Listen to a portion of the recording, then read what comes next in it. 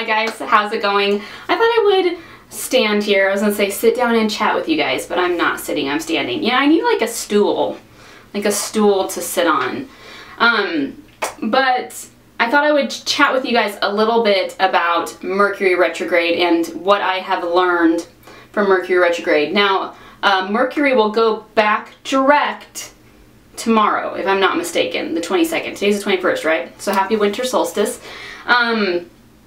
So some people have asked me, like, why do I believe in things like the full moon and how it affects people, and Mercury Retrograde and how it affects people, and I don't study astrology or astronomy even. A few years ago I went through, I experienced the death of a loved one, and that with other things put me in a very sensitive place.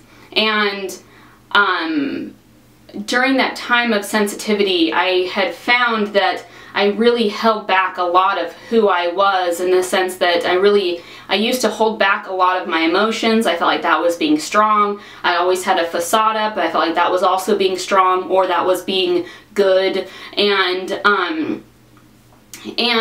when I had all these things go on, all of those, all that facade, all of those walls that I would build up to hold back my emotions, all of that just came crumbling down.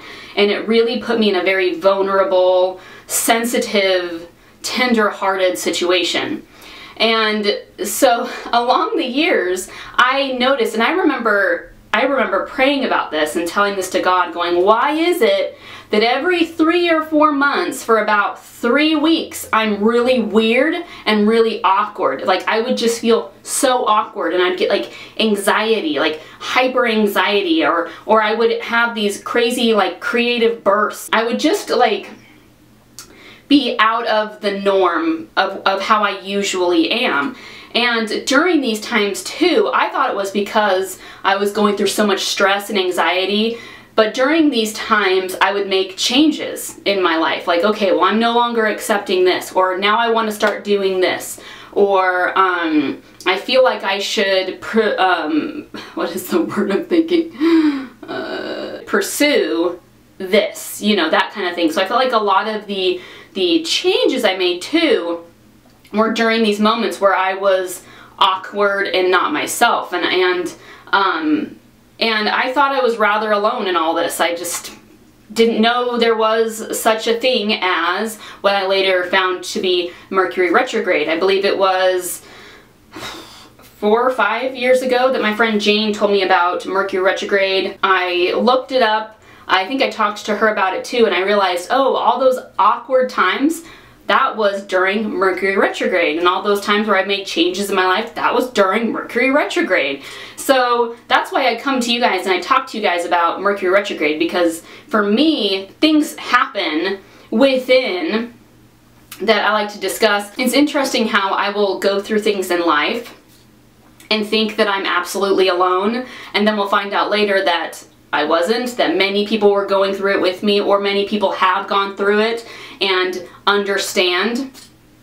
Like, for instance, oddly, I went through what was called antepartum anxiety throughout my pregnancies.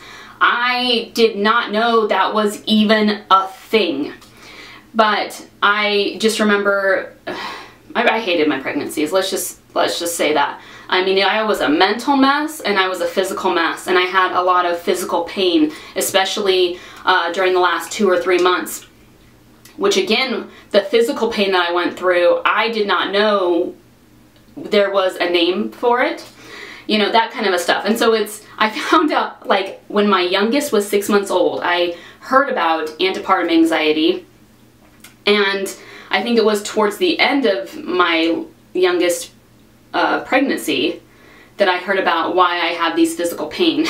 These physical pains that are like so painful, I would have to sleep sitting in a recliner because I couldn't lay down, because if I laid down, it was excruciating to get back up. It just things that we learn them later on. Like, why is that? Why do I feel like I'm so late in the game sometimes? But anyway, I'm starting to get a cough. All 3 of my kids have been sick. and they've had the coughs, the nasal congestion, the chest congestion, and fever. And like right before Christmas, you guys. They are finally getting over it, but now I'm getting a cough.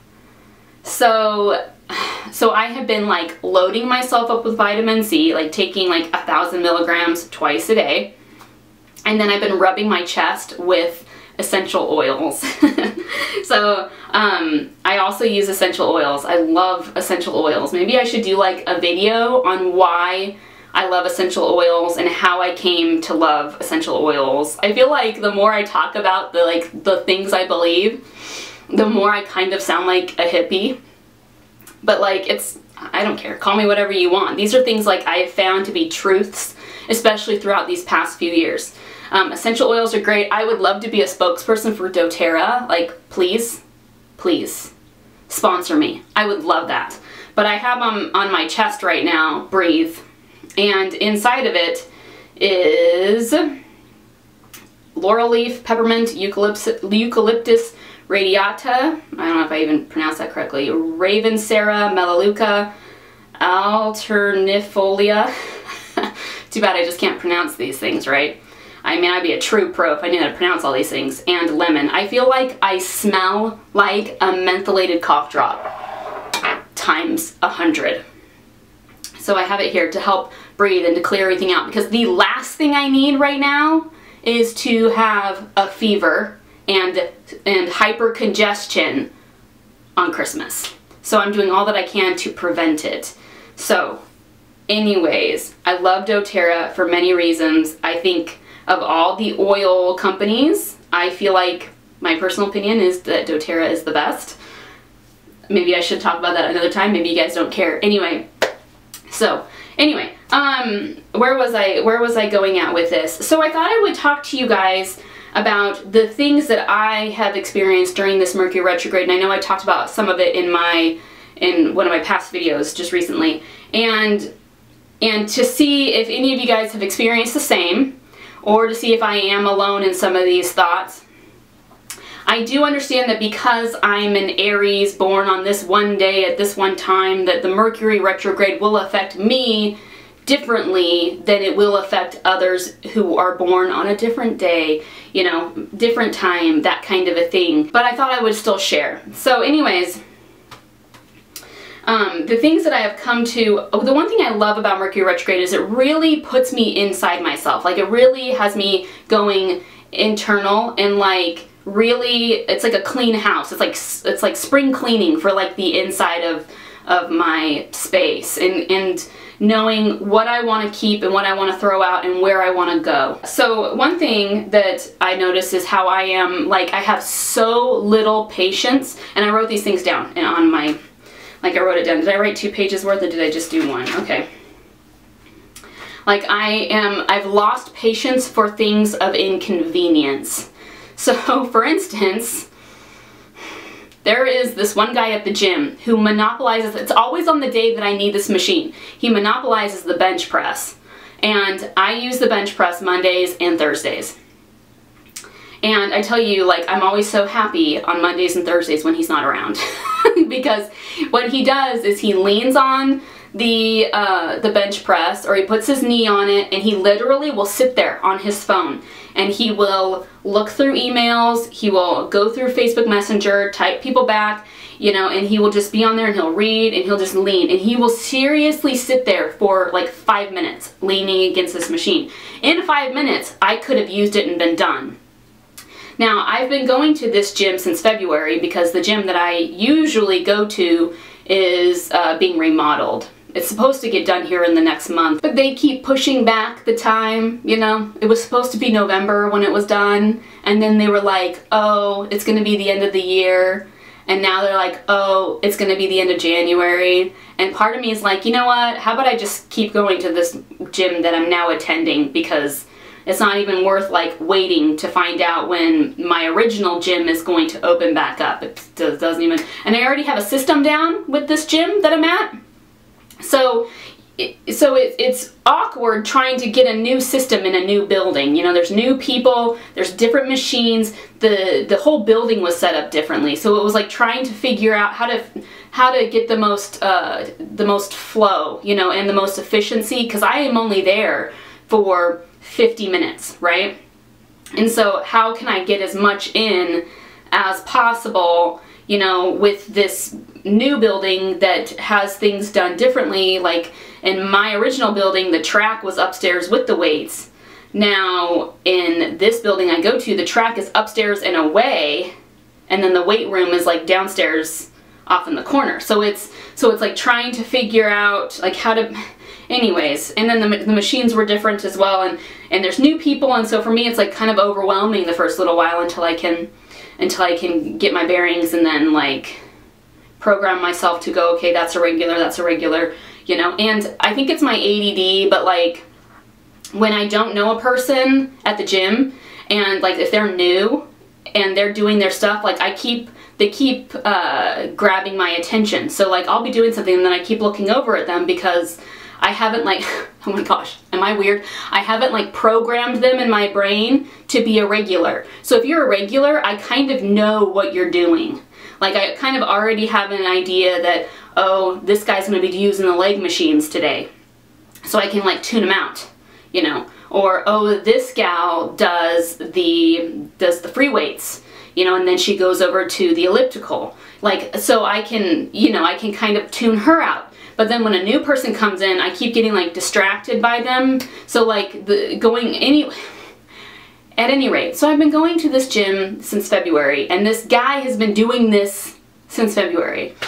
And I swear I almost like went up to him on Monday and said, move. Like, just get off the freaking machine so I can use it, please. Like, that is where I'm at with this, like, being so tired of the consistent inconvenience that some people do, or that go on, you know, like just little things like that. Like or like if I have a bad habit. For instance, like I have been on the keto diet since the summer, but I will give myself cheat days, and I've noticed how crappy I feel during the cheat days. And this last cheat day, I felt crappy and was really angry at myself for feeling so crappy. So much so that I thought, you know, I really need to cut back on these cheat days, or at least do like a cheat meal if I'm going to. Because, you know, we hang out with our girlfriends, you know, we go out on dates, we do those kind of things. And I want to be able to eat what I want to eat and not have to go, well, what has like no carbs and high fat, you know? And I don't want to do that. So I want to be able to have that liberty to order what I want when I want, right? So I just found that on my cheat days, I was waking up the next morning with what felt like was like a hangover, which I've never had a hangover. I've never had alcohol. But like where I woke up, I would wake up the next morning and I would feel just like lead weight. My head would hurt, my stomach would hurt. I'd feel like I'd want to throw up. Everything, like I felt like I couldn't sleep long enough. Like I would sleep in and I would still want to sleep longer. Sounds were like I just like a super reaction to how unhealthy food is. And I remember back when I was eating unhealthy years ago, you know, I would wake up every day like this, and then I would just plug along. Like I would just, you know, grab my caffeine and chug it and then move along, and take some medicine for my headache and move along. And now I'm realizing what an inconvenience it is to eat unhealthy now that I'm at this point in my life. Like, is it really worth, like, is that slice of chocolate cake, eating it this late in the day, like eating it this late in the evening, 10 o'clock at night, is it really worth eating it, even though it looks incredible, only to feel like absolute crud in the morning? So that's one thing. I'm losing patience with inconvenience, and I mentioned kind of like with the gossiping that in my last video, just how I'm, anyways. So anyway, I'm talking in circles. I need to stop doing that. Oh, this was something I mentioned in the other video, where like I am being reminded of things like like scenarios, old scenarios are being replayed in my head from like years ago, where I felt like I wasn't the best person, and I didn't do the best, or I didn't help the person that should have been helped. You know, those kind of things where I found where I lacked or where I blatantly did wrong. And yeah, and I have wondered, like, why am I sitting here thinking about the communication I had with other people back years and years ago? You know, I think sometimes we push aside things that we've done wrong, and we just allow time to heal it. Why am I using quotes? But like, I guess we just figure that time will heal that wound, or time will make it better. And I'm realizing that, you know, yeah, time will make us forget. Time will heal it, possibly, but what can I do now to make it better? Maybe it's coming up because I need to do something about it now. So I decided that, you know, the scenarios that I've had that have come up and where I didn't do the right thing, or I said the wrong thing, or I ignored something that I should have done, you know, those kind of things, you know, where I just fell short.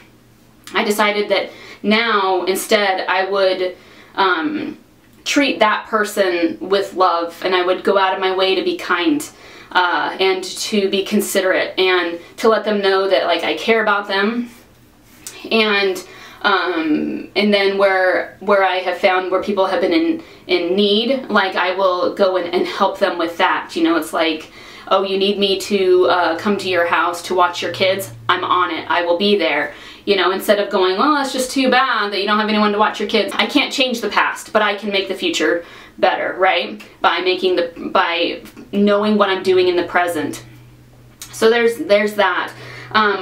Let's see here. So other than like being really irritated with the inconveniences that some people do, or that I do to myself, I have found too, and I believe was this in the last Mercury retrograde or the one before, where I just feel like I have this space within me to truly allow people to be who they are with no judgment.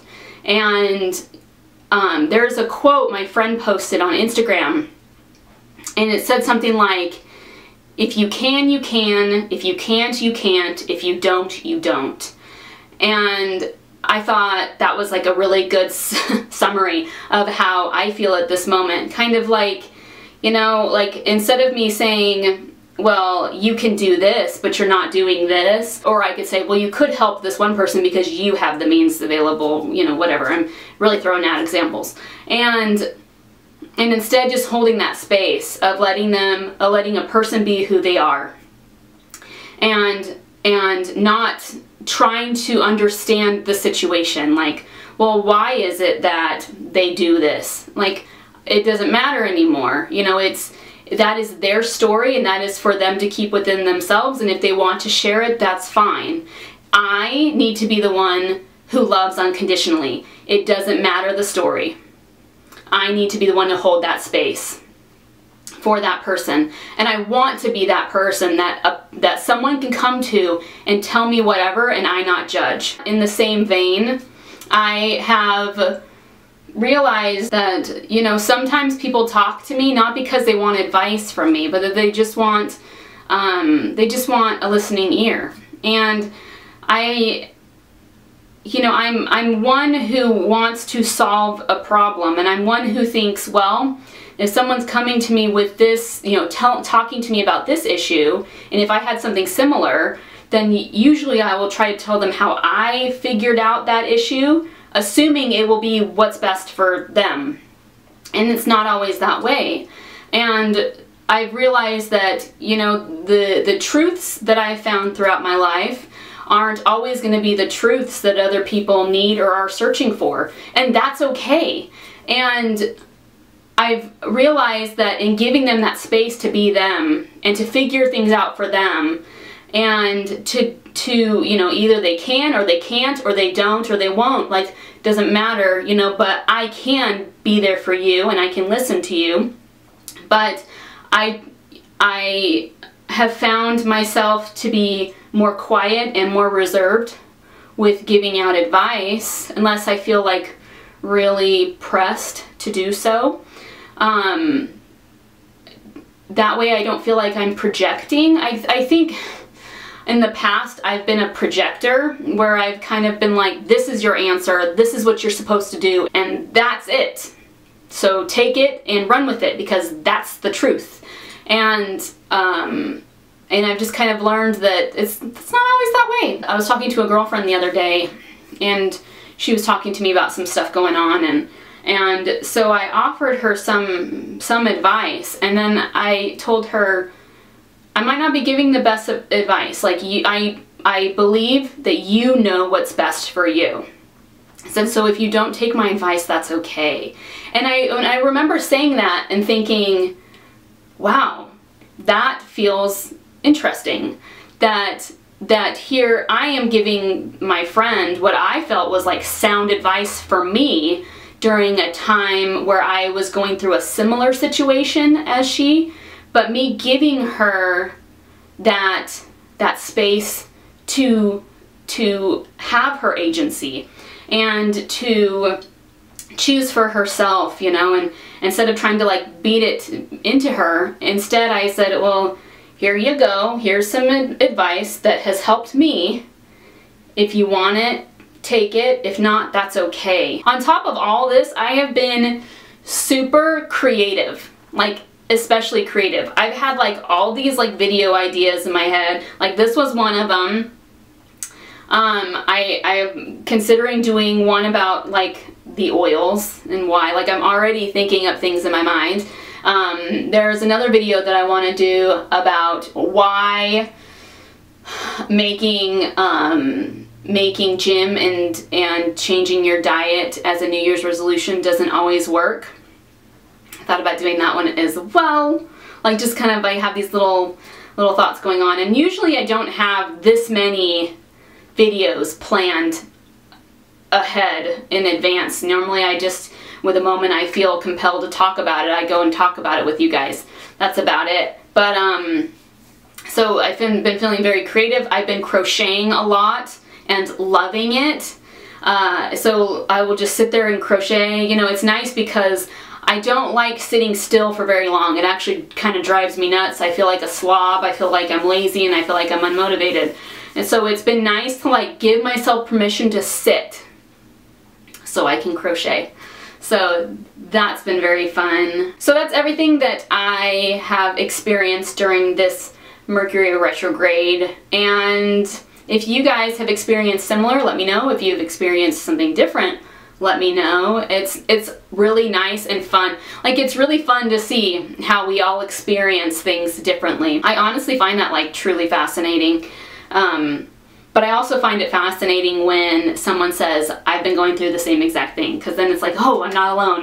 It's so nice to not feel alone, you know. And I don't talk about Mercury retrograde with very many people at all in my little social circle. It's just not something commonly known.